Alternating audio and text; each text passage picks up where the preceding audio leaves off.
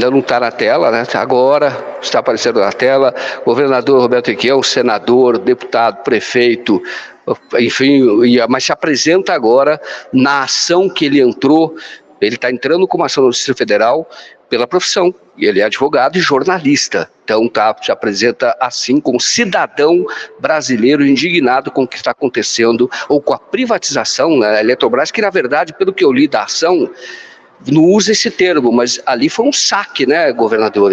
Foi um saque que ocorreu. Depois eu quero fazer tudo aquilo que vocês relatam ali, que é muito importante, inclusive de grupos empresariais que têm uma participação minoritária e hoje ganham muito. E o governo que tem uma participação grande, nem direito a voto tem correspondente às suas ações. Muito obrigado, governador, por estar aqui. E eu passo a palavra, então, perguntando já, para você fazer a sua saudação inicial, e perguntando o que você pretende com essa ação. Obrigado. Joaquim, boa noite. Joaquim, eu entrei com essa ação na qualidade de cidadão brasileiro. A ação popular é uma prerrogativa da cidadania. Eu fui estimulado pelo Vitor Costa, que é o diretor de comunicação do Sindicato dos Eletricidades do Rio de Janeiro, e contei com o Cláudio de Souza Neto, que é o advogado do próprio sindicato. O governo foi lesado de uma forma brutal com essa negociata da Eletrobras. O Estado tinha 65% das ações. De repente, ele fica com 43% das ações. E desses 43%, ele perde o direito de voto, de participação, de 33%, porque tal conselho de administração faz modificações estatutárias. Para você ter uma ideia do que leva à indignação, nós não vamos entrar aqui agora nas minúcias jurídicas do processo, que é absolutamente inconstitucional. O ano passado, cada diretor da Eletrobras, Joaquim, você está de pé, Joaquim, e me preocupo até com a notícia, ganhou R$684 mil por mês de salário. É um assalto total à desqualificação, à desvalorização do erário e uma lesão ao patrimônio da União simplesmente fantástica. Então, eu resolvi, com as informações desses companheiros, trabalho belíssimo do Cláudio Souza Neto, entrar com uma ação popular e entro em Curitiba. Já está na segunda vara da Fazenda Pública. E nós pedimos uma cautelar, inicial, uma proibição de todos esses efeitos até que a ação seja julgada. É uma indignidade o Brasil está vendo a sua Eletrobras sendo saqueada, palavra é dura, mas roubada da União, e há um silêncio quase absoluto da comunidade. Vai se deixando a coisa ficar como está e se acena até com acordos, conciliações. Você não pode conciliar uma inconstitucionalidade. Então, nós tomamos essa medida inicial. O governo tem que ter restituído o seu poder de voto, mesmo dos 43, para ter uma força dentro do processo. E esta ação, Joaquim, é o primeiro passo, porque, na minha opinião, como ocorre no mundo inteiro, a Eletrobras tinha que ser patrimônio da União, absoluto da União. Os 65% ou 100%, ou 100%.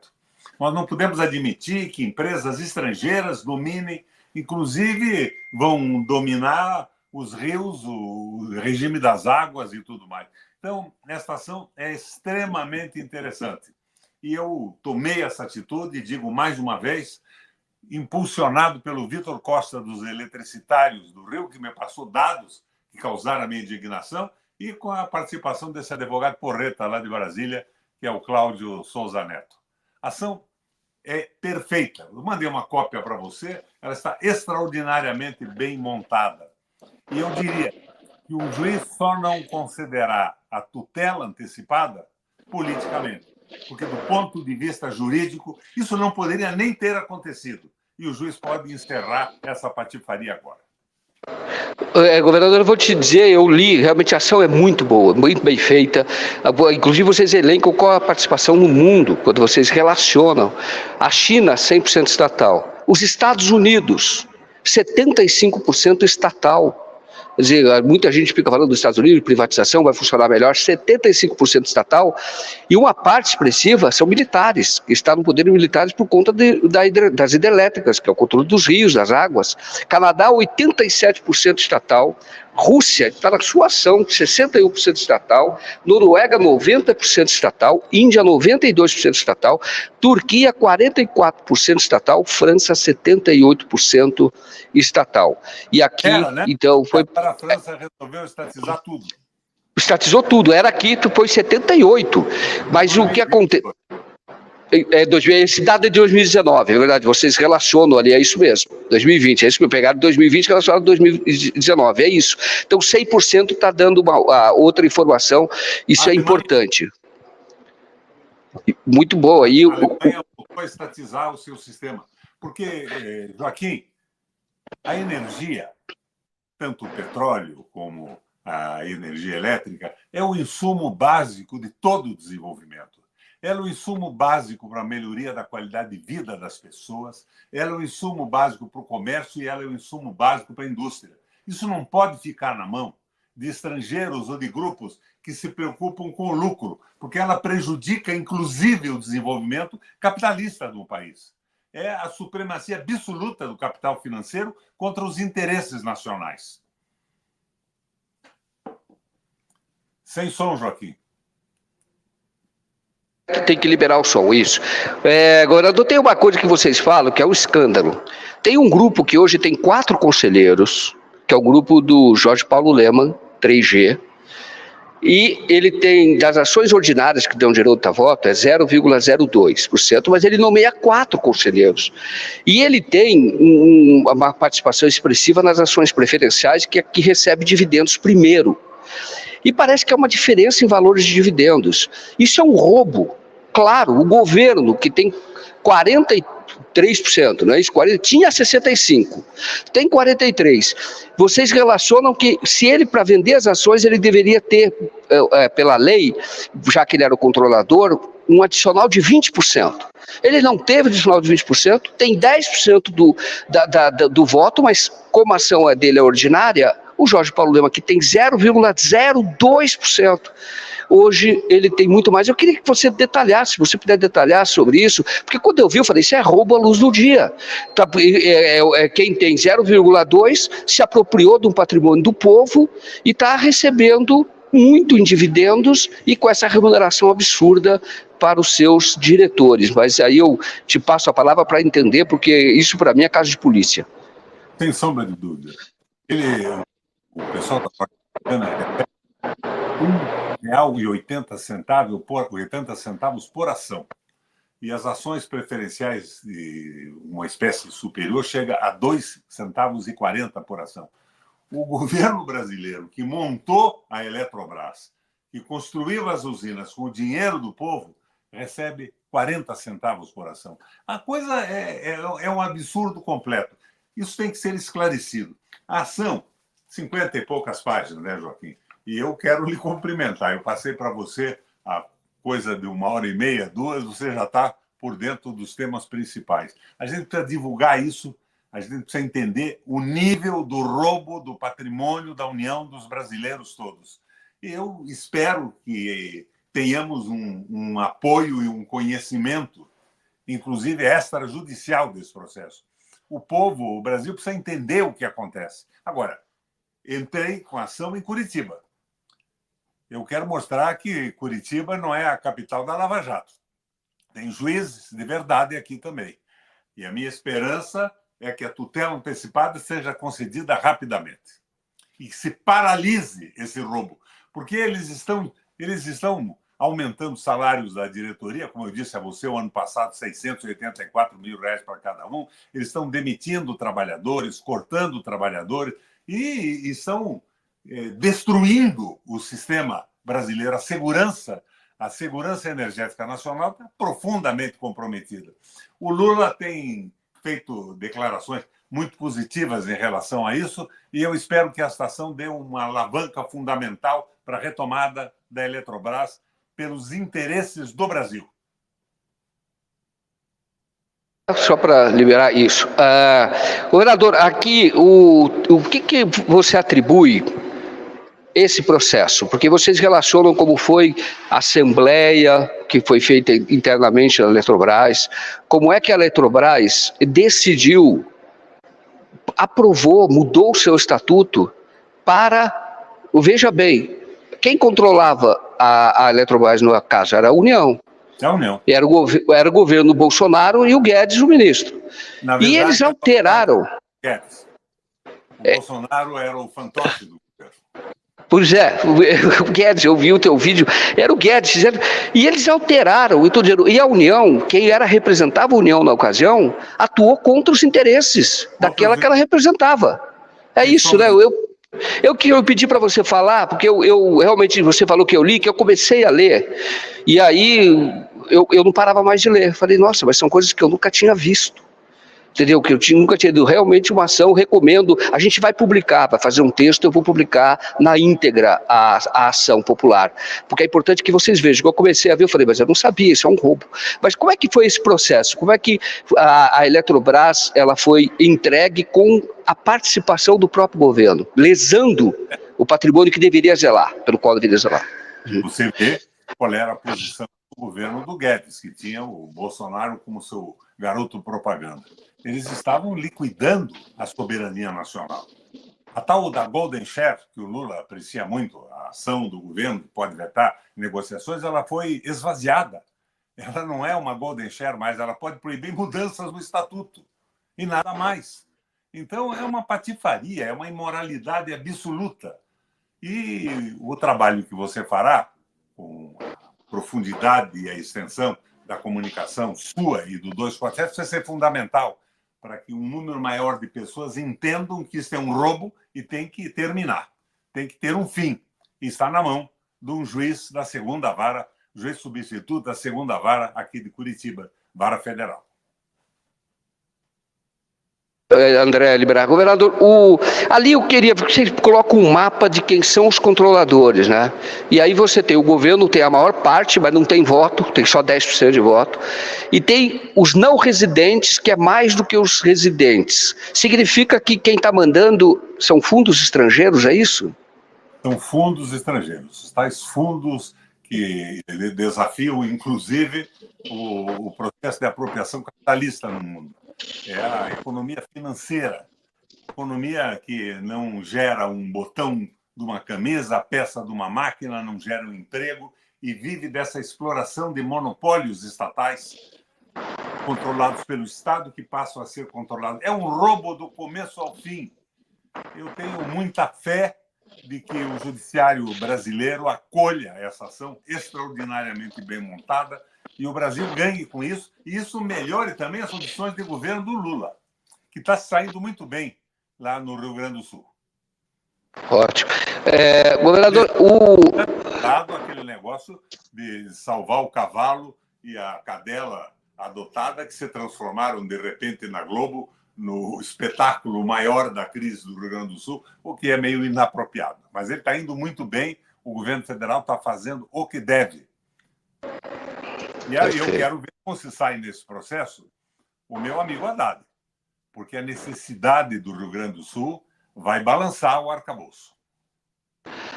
Bom, aí vamos fazer um parênteses, então, para retomar a Eletrobras. Eu vou retomar, mas agora um parênteses que é importante com a tua experiência como 3 vezes governador, prefeito de Curitiba, senador 2 vezes, então tem uma experiência muito grande de gestão, né? Como é que vai balançar o arcabouço? Porque está fora, pelo que foi aprovado, lá do decreto legislativo, está fora do arcabouço. Mas qual a implicação? O que você acha que pode ter? É ruim? Vai ser ruim para o Brasil? É isso? Não. Eu não acho que o arcabouço seja bom para o Brasil. É uma repetição do teto estabelecido lá atrás pelo Temer e confirmado pelo Guedes e pelo Bolsonaro. O que eu tenho a dizer a você é que eu conheço muito bem o Rio Grande do Sul. Eu fui governador do Paraná, o Colares era governador do Rio Grande do Sul, eu era muito amigo, e sou amigo do Colares até hoje. O Rio Grande do Sul tem uma dificuldade financeira monumental. O Paraná é uma maravilha orçamentária perto do Rio Grande do Sul. O Rio Grande do Sul tem um custo brutal com os aposentados do magistério, com a brigada militar, E o Rio Grande cresceu num determinado momento por grandes investimentos públicos, naquele momento em que se falava do conflito do Brasil com a Argentina. Então se reforçou muito o Rio Grande. É um problema governar o Rio Grande do Sul. Então o Rio Grande vai precisar de muito recurso. Eu estou vendo muita conversa de apoio do governo do Estado, mas vão ter que pôr dinheiro de verdade. Porque a tragédia não vai ser só reconstruir pontes e estradas. É um número fantástico de pessoas que perderam o emprego, a possibilidade de trabalho. São mais de 2 milhões de pessoas. E essa crise vai pressionar o governo, gostem ou não gostem os adoradores do arcabouço. Eles vão ter que quebrar esse arcabouço e apoiar de verdade o Rio Grande do Sul. E apoiar de verdade não significa distribuir dinheiro como o Chacrinha distribui a bacalhau.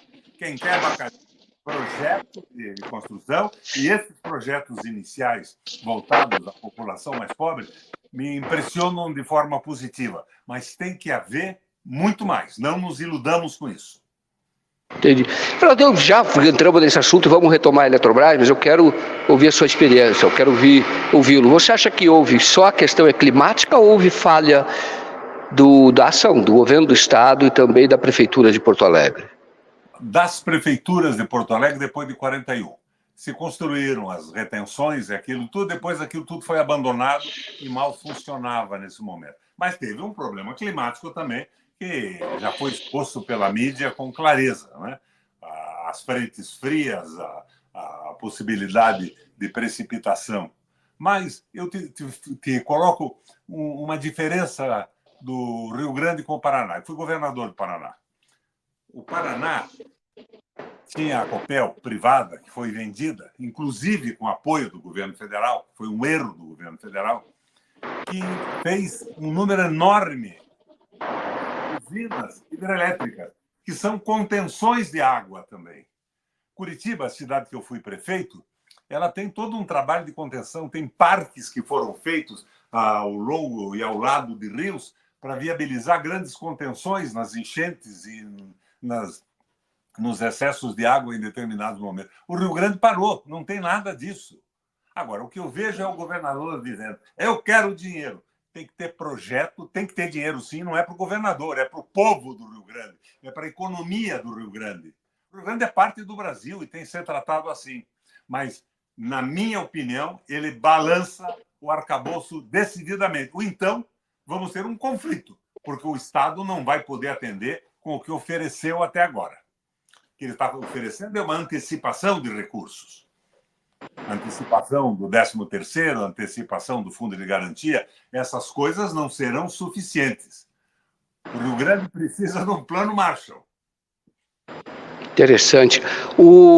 Nesse caso, nesse momento, como é que você acha que deve ser uma administração, uma gestão? Porque hoje foi anunciado, seria ali, vai do total 23 bilhões para o Rio Grande do Sul, com a suspensão mais o congelamento dos juros de 3 anos. Segundo a Haddad, daria 23 bilhões e seria só de 12 milhões, seria de renúncia, enfim, suspensão de pagamento. O governo não vai receber as parcelas mensais, concordou com isso. Como é que deve ser feita essa gestão? Porque realmente fica pensando, o Rio Grande vai ter esse recurso. O governador é que vai aplicar os projetos. Foi decidido aqui que as demandas serão feitas lá e vai aplicar esses recursos. Como é que pode haver essa fiscalização? Seria uma conta específica, isso foi anunciado aqui, com esses recursos só para a reconstrução do Estado. Mas como fazer para que se preserve o interesse público e não haja o risco desse dinheiro se perder ou favorecer grupos privados, porque grupos privados vão entrar pesado para reconstruir também, para participar disso, porque vai ser muito dinheiro. É um risco que existe no governo de direita. Daqui a pouco estão se organizando grandes empresas de construção e tal, e muito pouca preocupação com o povo. O beneficiário desse apoio do governo tem que ser as pessoas.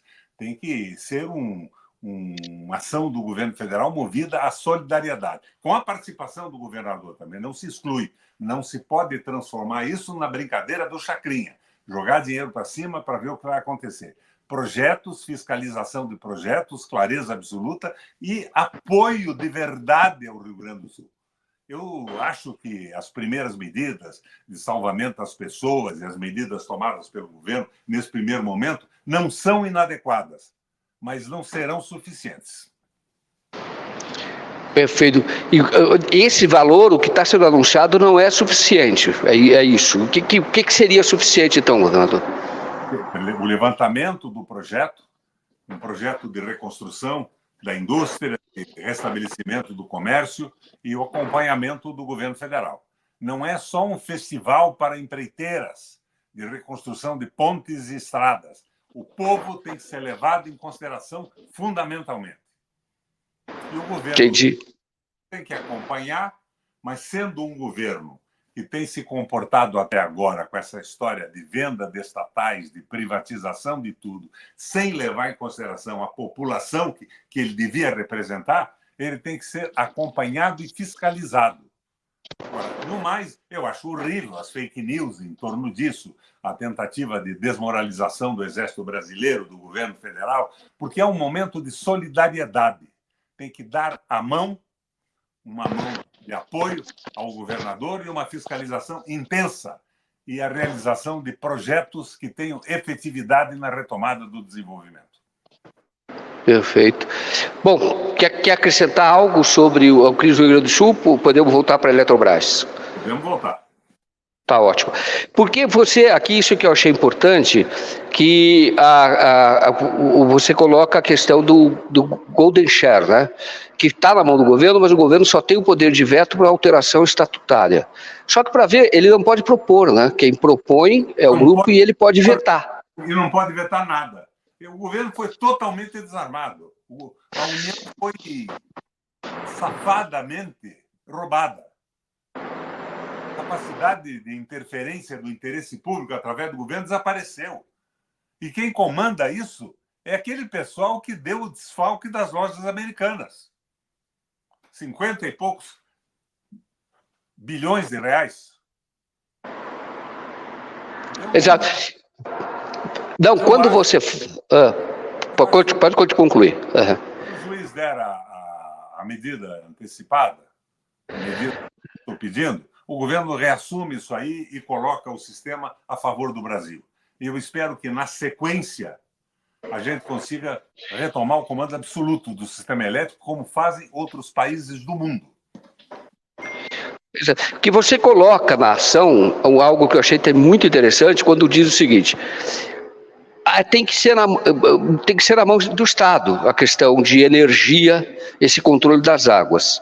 Porque até você disse, olha, está na mão do privado, o que vai acontecer se um dos controladores falirem? Se a Eletrobras falir, como faliu, ou quase faliu, a questão das Americanas. Vocês não citaram a Americana, ou citaram a Americana, sim, mas do grupo do 3G, lá do Jorge Paulo Lema. Então, você diz, olha, se isso acontecer, quem é que vai ter que socorrer? O Estado. Porque ninguém vai poder ficar sem energia, não é isso? O Estado não manda nada e vai ter que cobrir a patifaria terminada, liquidada com a empresa. Não há dúvida alguma. O Franklin Roosevelt, no meu dia, defendia a energia como um insumo fundamental para o desenvolvimento dos Estados Unidos já naquela época. Isso tem que estar na mão do governo com um projeto de desenvolvimento nacional. Eu acho que muitas coisas erradas estão acontecendo, Joaquim. Você sabe que fizeram um acordo com o Itaipu agora? E me causa um espanto enorme. Primeiro, o acordo não foi feito com a direção de Itaipu. Foi feito com o ministro das Minas e Energias e o ministro de Relações Exteriores. A energia em Itaipu custava $22 o megawatt-hora. Megawatt e força, porque depois ainda tem o custo da transmissão. Nós pagamos as dívidas, os empréstimos que tinham sido garantidos pelo Brasil. E se estabeleceu, desde o começo, uma regra que os distribuidores de energia do país eram obrigados a comprar energia em Itaipu com o preço que custava. Mas nós pagamos as dívidas. E o custo real de $22 o megawatt-hora caiu para $9,50. Quando o Bolsonaro estava saindo, propuseram, então, a redução do preço da energia no Brasil para $12. O Paraguai não aceitou. Logo depois, a administração de Itaipu aceitou $16,50. O que é um absurdo. Daí, Itaipu começou a ficar com caixa. E apareceram programas de ajuda aos prefeitos do Paraná e de Mato Grosso do Sul, que faz limite com o lago também. meio tipo chacrinha. Dinheiro para todo mundo, sem projeto, sem fiscalização. Um erro. Mas daí o ministro das Relações Exteriores e o tal do Alexandre Silveira vão discutir com o Paraguai e sobem o preço para R$19,70. Mas R$16,50 já é 3 vezes mais do que o preço médio da energia livre no país. Sobem para R$19,70. E como é que eles fazem para não alterar o preço que nós estamos pagando, que já é absurdo, 3 vezes mais do que o custo interno, de R$16,50? Itaipu paga ao Paraguai. Itaipu, com seu R$16,40 vendido no Brasil, pega $3 e acrescenta aos 16 e pouco e leva para R$19,70. Então, é um disparate, é uma esbórnia. Eu fico pensando, parece que não tem ninguém olhando isso, tomando conta disso. É isso que me assusta um pouco com a questão do Rio Grande do Sul. Eu sou um apaixonado, você sabe, pelos discursos do Lula, pela história dele e tudo mais. Mas eu estou achando que falta Lula nesse governo. E no caso de Itaipu, qual seria, nesse caso, a solução? Vamos supor que eu fosse o comandante desse processo todo. Se custa R$9,50 o custo de produção, você podia dizer para o Paraguai que você faria um acordo com eles. O Paraguai é um estado que precisa de desenvolvimento, o Brasil não deve abandoná-lo, a miséria no Paraguai nos prejudica, está na nossa fronteira, bota até em falta de segurança as fronteiras brasileiras. Eles podiam dizer o seguinte: paraguaios, o Brasil não compra mais a usina, a energia de vocês. Eles têm 50%. Eles gastam uma parte e vendem o resto para o Brasil. O Brasil não compra, vocês vendam para quem quiserem. Os R$16,50 são 3 vezes o preço do mercado interno brasileiro. Isso daria força ao governo para fazer uma negociação.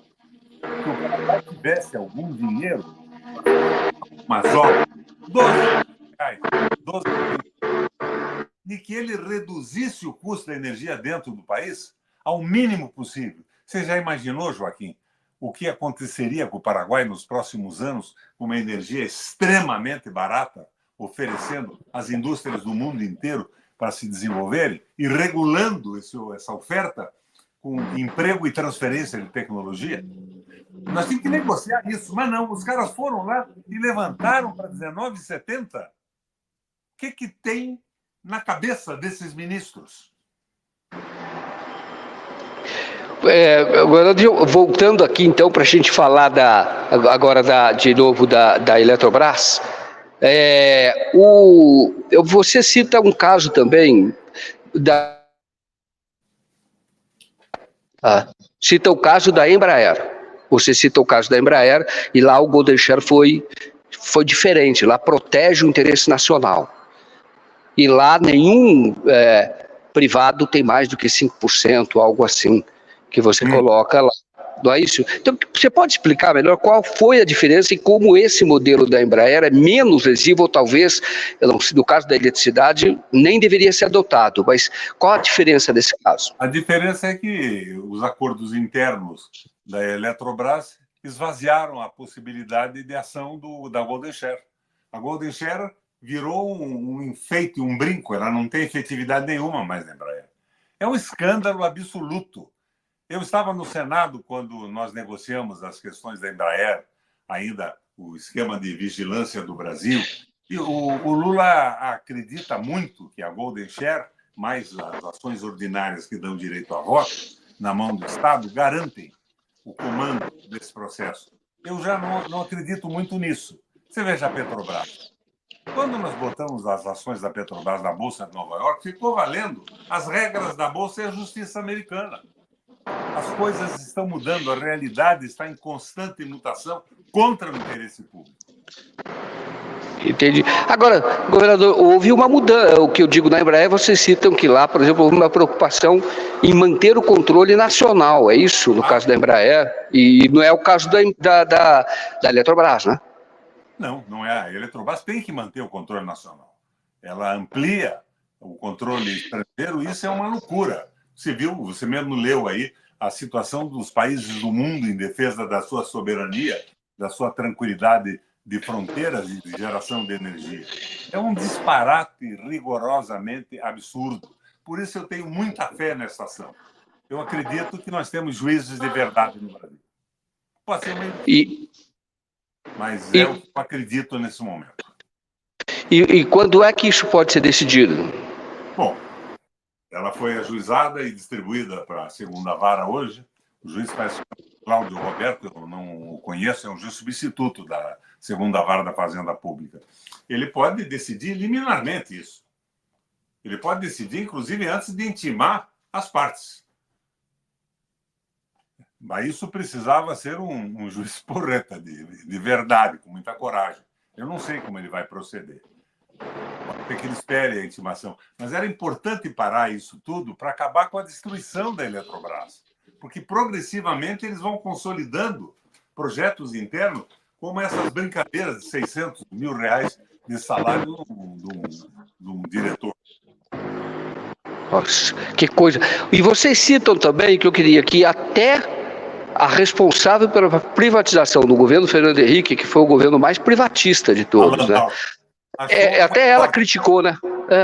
Ela achou mais borne. Um desrespeito. Agora, o que me assusta é que eu não vejo os nacionalistas, os brasileiros de verdade, brigando com isso. Eu até faço uma sugestão a você, Joaquim. O ator dessa ação foi o Cláudio Souza Neto. Faz uma entrevista com ele, ele esmiuça os detalhes do texto. Vai ser eu aceito a sugestão, inclusive do Vitor Costa também, né? Que também foi os que me impulsionaram a tomar essa atitude. Tem brasileiros de verdade por aí.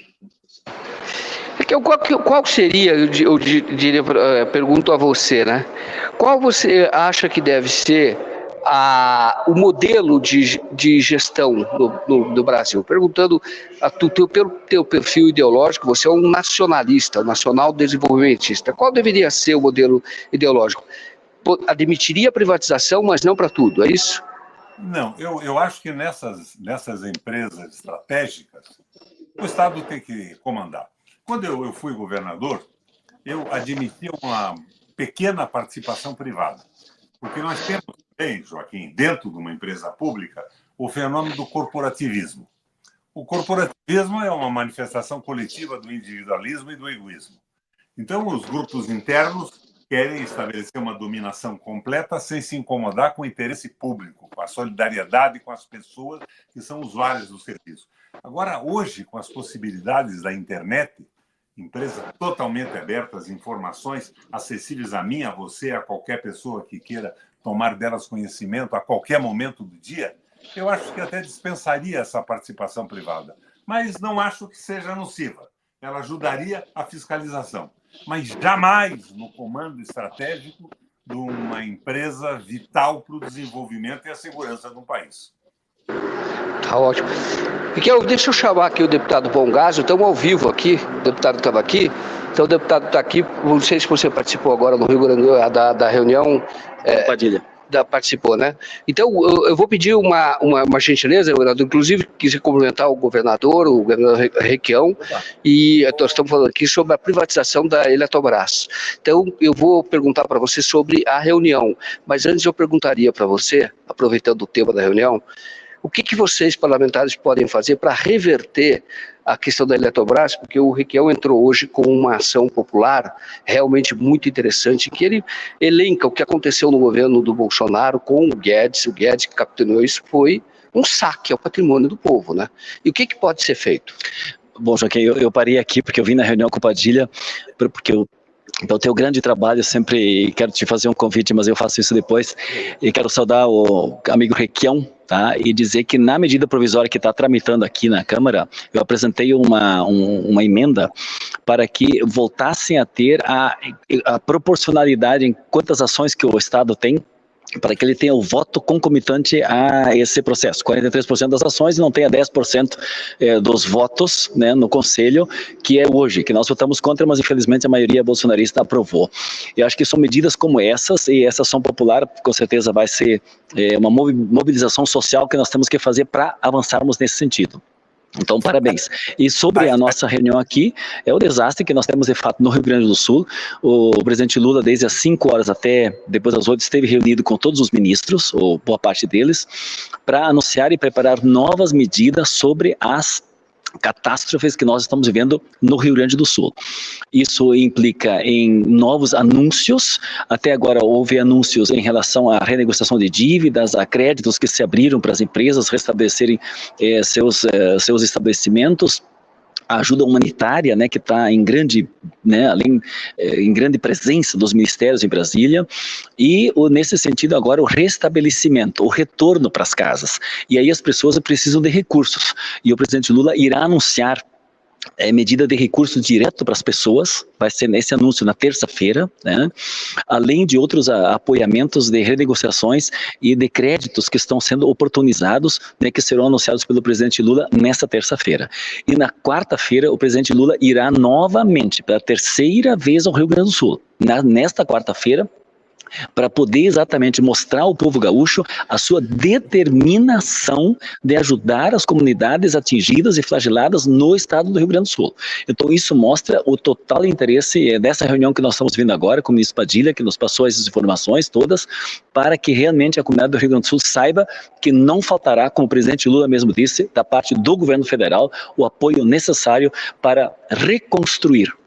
E a dívida renegociada hoje pelo ministro Haddad com o governador do Rio Grande do Sul, ela pode chegar a um valor de 23 bilhões.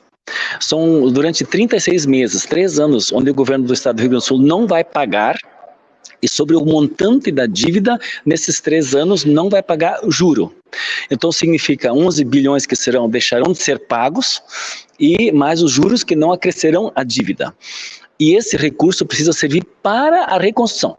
O compromisso do governador do Rio Grande do Sul é pegar esse dinheiro que ele vai deixar de recolher para a União para investir em reconstrução no estado do Rio Grande do Sul. Então, acho que é um exemplo assim do humanismo que nosso presidente Lula carrega, mas mais do que isso, apoiamentos concretos, objetivos que estão sendo trabalhados e que não pararemos agora. Continuaremos construindo novos apoiamentos para o Rio Grande do Sul. Eu vou passar a palavra para o Requião, mas ele perguntando qual é o valor que cada pessoa vai receber para poder recomeçar a sua vida. O que foi comentado hoje, que seria em torno de R$5.000 diretamente, além de créditos ainda que ele vai poder pegar para ir financiando, mas de apoiamento direto dentro de outros recursos que já foram colocados. É o resgate de parcelas do Fundo de Garantia, mais parcelas do fundo do seguro-desemprego, são mais 2 parcelas além das parcelas normais, é o resgate do fundo de garantia, é antecipação do imposto de renda, são várias iniciativas que são diretamente para as pessoas, né? Mas esse terá um recurso realmente para as pessoas que precisam, porque elas estão sem condições de alimentação, das questões básicas do seu retorno às suas casas.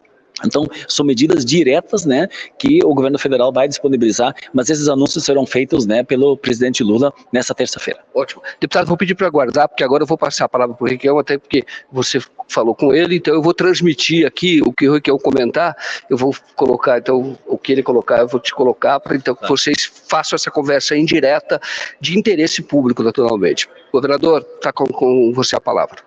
A proposta do Mongato é boa. É fundamental nessa questão da Eletrobras ser uma medida. O Berkovitz, advogado lá de São Paulo, tem falado a exaustão sobre isso. O Joaquim acompanha, já entrevistou o Berkovitz.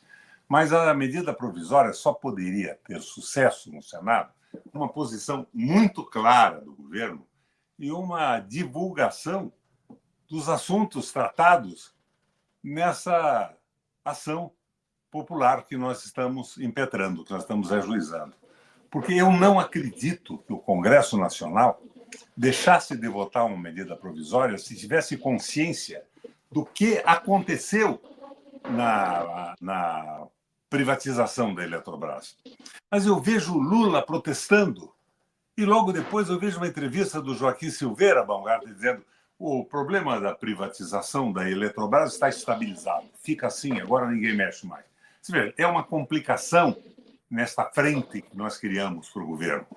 Mas acho que o início da provisória, o início da discussão e essa medida que nós tomamos, que pode devolver ao governo o comando de muita coisa, informação, pode ser o caminho para a gente terminar isso mais tarde com uma medida provisória que reestatize a Eletrobras.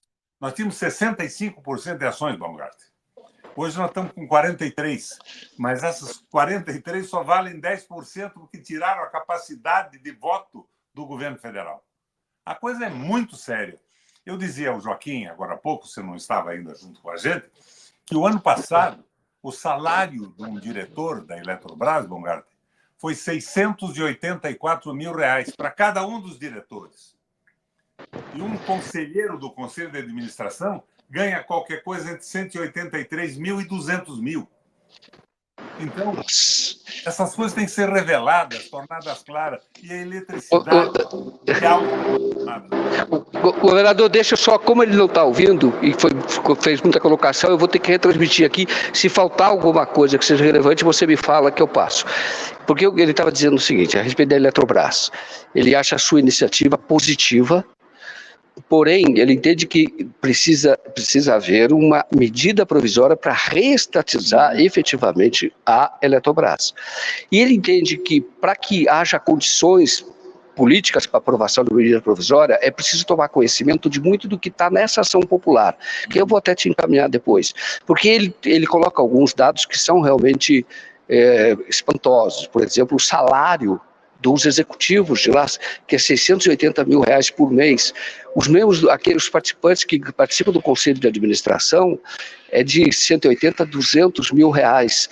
E ali, isso ele não falou agora, mas isso está na ação, ele coloca, por exemplo, que um grupo privado, que é o 3G, do Jorge Paulo Lama, tem 0,02% das ações ordinárias e tem mais 18%, algo assim, das ações preferenciais, tem interesse dos dividendos. E o 0,02, com isso, ele tem 4 membros do Conselho de Administração, de 9. Então, são coisas que ele acha o seguinte, que os dados que estão, esta ação tem que se tornar pública para que haja condições políticas, uma mobilização nacional para que haja a reestatização. E ele fez uma crítica ao ministro Silveira, né, que é o ministro da Energia, segundo quem o assunto da Eletrobras está pacificado, mas entende que o próprio governo não pensa assim, que a AGU entrou com uma ação, né, o Messias esteve lá. Então, eu passo até para ele falar agora, que o Baumgartner acho que tem outro compromisso, você faz a sua manifestação, mas eu acho que eu fui preciso, acho que eu fui leal ao que você disse, só isso. Que é para ele... Obrigado, então passo a você. Do patrão do jornalista aqui, né, Requião, Joaquim? Como é que eu não ia passar? Mas eu quero dizer isso, Requião, e todos os que estão acompanhando. De fato, nós precisamos criar força política, ter espaço, inclusive nas ações, para o Executivo poder apresentar. Acho que tem essa cobrança sobre o Executivo, que entrou com a ação, né? Outro dia nós estávamos, inclusive, com o Messias, e a decisão do ministro do Supremo era para que se chegasse num entendimento. E agora foi prorrogado, inclusive, esse espaço para chegar no entendimento, enquanto isso tem a tramitação da medida provisória. Então, eu imediatamente, assim que eu tiver acesso, eu quero sim que possa ter acesso o mais rápido possível a essa medida, eu vou ajudar a divulgá-la, tá? Inclusive na tribuna da casa, fazer o debate, eu estou fazendo isso permanentemente nas redes sociais, para que a gente tenha um ambiente para... Precisamos criar esse espaço de reestatizações, né? Nós precisamos criar força política. Infelizmente hoje o Congresso Nacional também não permite, pela realidade eleitoral que aconteceu, para tomar todas as medidas, talvez até do desejo do presidente Lula, mas nós precisamos avançar nisso, e com certeza esse tipo de posturas, eles nos ajudam a fazer esse debate para ganhar consciências na sociedade, e acho que nesse sentido o Requião sempre foi a nossa grande referência e continua sendo. Então eu quero parabenizar nesse sentido. Então nós vamos continuar, e assim que me apropriar dessa ação, vou ajudar a divulgá-la, a fazer tudo que for possível nesse sentido. Tá, Requião? Abraço grande. Baumgartner, um recado só. Essa história de conciliação com uma infração constitucional, para mim, que sou um bacharel da República, é uma piada inaceitável. O sujeito rompe todo o regulamento constitucional do Brasil, entrega uma empresa estratégica vital e propõe uma conciliação. um dos motivos que me fez entrar agora com essa ação. Essa ação não tem conciliação, ela precisa de um julgamento em cima dos seus princípios. O Angaçu, que ele disse que ele acha que não é um caso de conciliação, que é preciso uma flagrante inconstitucionalidade lesiva ao povo, então é preciso ter uma ação mais enérgica, foi o que disse o Requião. Isso, vamos criando ambiente para fazer isso. Um grande abraço e eu te contar depois de fazer o convite para outra atividade. Tá bom, muito obrigado. É isso, abraço a todos que acompanham também o 247 aí. Requião, siga firme. Obrigado, então, parabéns pelo trabalho. Parabéns, pessoal, trabalhando até agora aí na reconstrução do Rio Grande do Sul, que preocupa a todos, né, Requião? Preocupa a todos, é uma preocupação nacional e tem que ser uma ação efetiva do governo federal, uma demonstração de amor e de solidariedade ao Rio Grande. Não é com as medidas, não é com lacração de personalidades artísticas ou públicas que nós vamos resolver isso. Nós temos que resolver com uma interação de todas as instâncias da administração, municipal, estadual, federal, todas as instâncias, somando para resolver esse problema e fazer o Rio Grande retomar o seu processo de desenvolvimento. Agora, é claro, nós temos que cuidar rapidamente da vida das pessoas, do emprego e das barragens, que foram praticamente abandonadas. Foram feitas depois de 41, foram feitas algumas, boas, mas não foram suficientes, estavam abandonadas. Não chegaram a funcionar as comportas e tudo mais. Isso tem que acontecer. O governo do Rio Grande é um governo que pegou a lei de meio ambiente de 500 capítulos e modificou todos a favor da destruição. São coisas ininteligíveis. Mas não é o nosso papel fazer a criticação do Leite. A questão da integração agora, da consciência do que aconteceu e por quê, e trabalhar juntos. Perfeito. Requião, eu vou fazer uma pergunta que é a seguinte: você acha que vai mudar? Existiu um movimento no Rio Grande do Sul, inclusive de separatismo do Brasil, e hoje está se vendo como o Brasil está participando desse processo, com a solidariedade muito grande. Você acha que pode haver uma mudança de cultura? Porque não é a maioria, claro que não é, é um movimento pequeno, mas se fala muito de separatismo. Você acha que isso vai mudar? Você acha que o Rio Grande do Sul passa a olhar o Brasil, não é o Rio Grande, uma minoria, mas que é barulhenta, vai olhar de maneira diferente para essa questão? O Rio Grande tem 497 municípios, não é isso? Uhum. 446, se não me engano, foram alagados. O Rio Grande foi praticamente destruído. Ele depende da solidariedade brasileira agora. Isso acaba com essa história de separatismo. O Brasil tem que se debruçar sobre o Rio Grande nesse momento. Um esforço nacional de recuperação. E isso tem que acontecer. Eu acredito que por parte do Lula é fácil. O Lula tem solidariedade. O Lula sabe o que é sofrimento, miséria, desemprego, salário mínimo e tudo mais. Mas eu tenho preocupação com esta frente, que para mim, hoje, é uma frente da desesperança. Quando o Alexandre Silveira diz que está estabilizada a situação, vai ficar como está a Eletrobras, eu já fico profundamente decepcionado.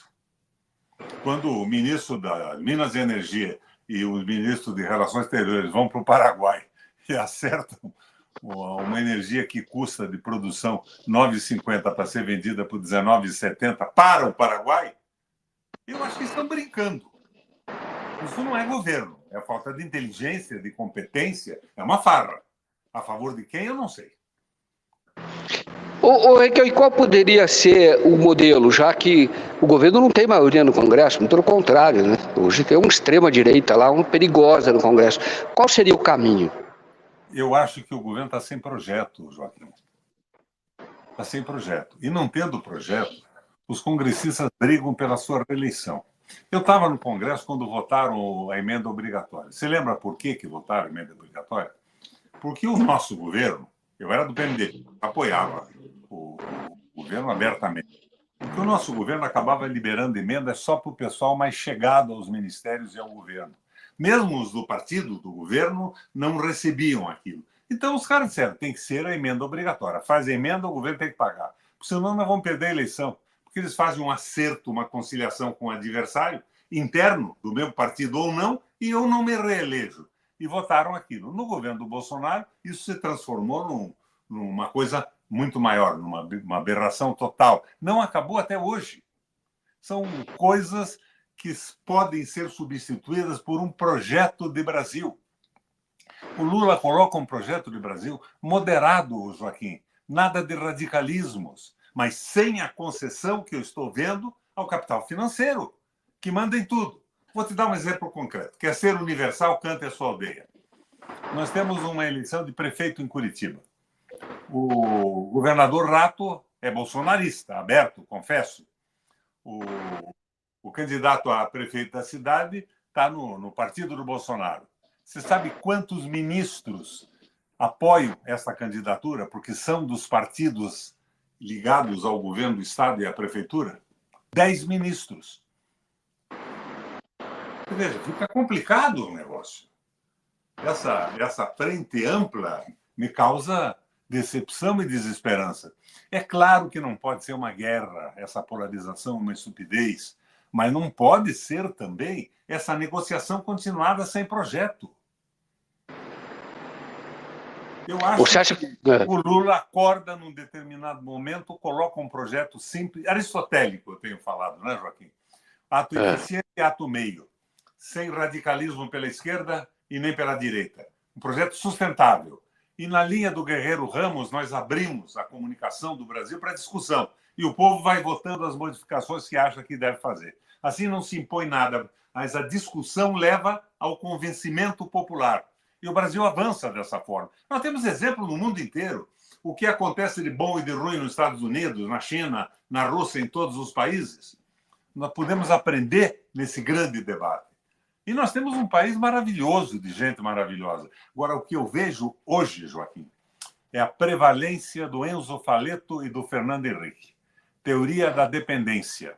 Então, de repente, os políticos deixam de representar a população e passam a representar o liberalismo econômico. Um negócio aqui, um negócio ali, comissões, vantagens, prestígio até popular e eleitoral de um sujeito aqui, de outro não.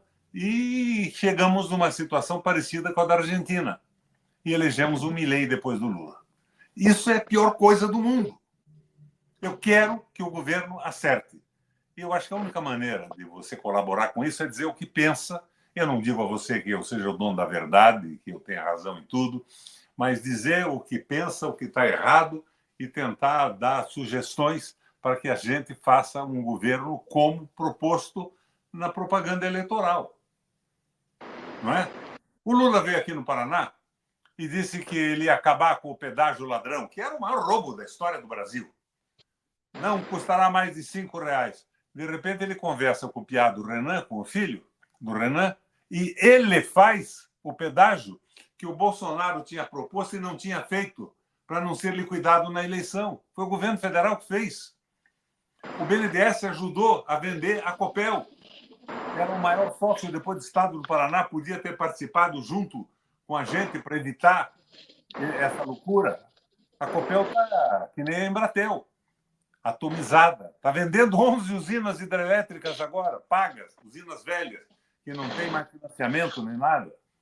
É um absurdo total. E você vai ver o candidato do governo, do Bolsonaro, aqui vai ter apoio de 10 ministros do Lula. É isso que me faz continuar na política. Esse menino que você está vendo aqui, de 83 anos, não quer desistir de manter vivos os seus ideais. Então, para a gente terminar aqui, você é candidato, pré-candidato a senador, se é que vai haver eleição para senador, e aproveitando, você acha que o Moro vai ser cassado?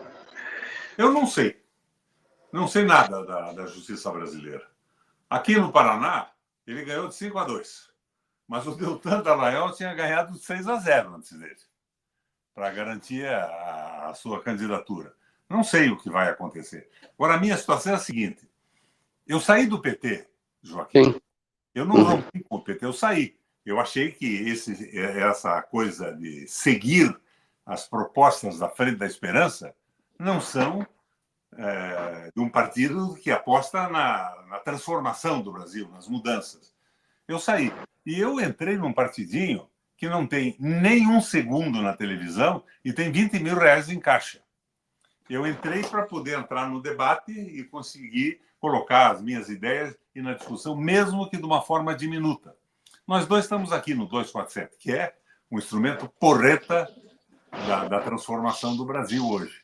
Mas, porém, todavia, contudo, nós não chegamos ao dedinho mingo do pé da Globo. Então, mas temos que insistir na discussão e no espaço. Você colocou o Baumgarten. Eu gosto desse cara. Um cara sério, firme. Informação. Não adianta uma medida provisória para deixar tudo como está. Ótimo. Requião, obrigado. Tem aqui, encerro o nosso programa com um comentário da Marisa Werkmeister. Ela diz: o Brasil precisa de muitos Requião, fora covardes. Aqui o comentário da Marisa Werkmeister. Então, eu encerro o programa, passo a palavra para você fazer a sua despedida, porque nós é 21 horas e 1 minuto, a gente termina às 10, mas eu faço o encerramento, passo a você para fazer esse encerramento de hoje. Obrigado mais uma vez por aceitar o nosso convite, por estar aqui. Joaquim, meu agradecimento a você, ao Atushi, pelo espaço que me deram para colocar algumas ideias. Apreciei muito a sua intenção de divulgar essa ação popular. O Brasil precisa saber em detalhe o que aconteceu e o que acontece na Eletrobras. Isso é o positivo, é o que nós podemos fazer. Nós somos jornalistas, você é, eu sou também, eu sou jornalista e advogado, sou planejador urbano, mas nós não podemos deixar de falar, mesmo que digam, vocês não vão mudar nada. O Alexandre Silveira já disse que está tudo estabilizado, não muda nada. Nós temos que insistir, porque somos brasileiros. E eu assino esta ação popular, não é na condição de 3 vezes governador, 2 vezes senador, presidente do Parlamento Europeu Latino-Americano, co-presidente. Eu assino na condição de cidadão brasileiro. Valeu, obrigado a vocês. Obrigado, Requião, obrigado a todos vocês. Peço para a Andréia encerrar, então, a transmissão. Muito obrigado, Requião.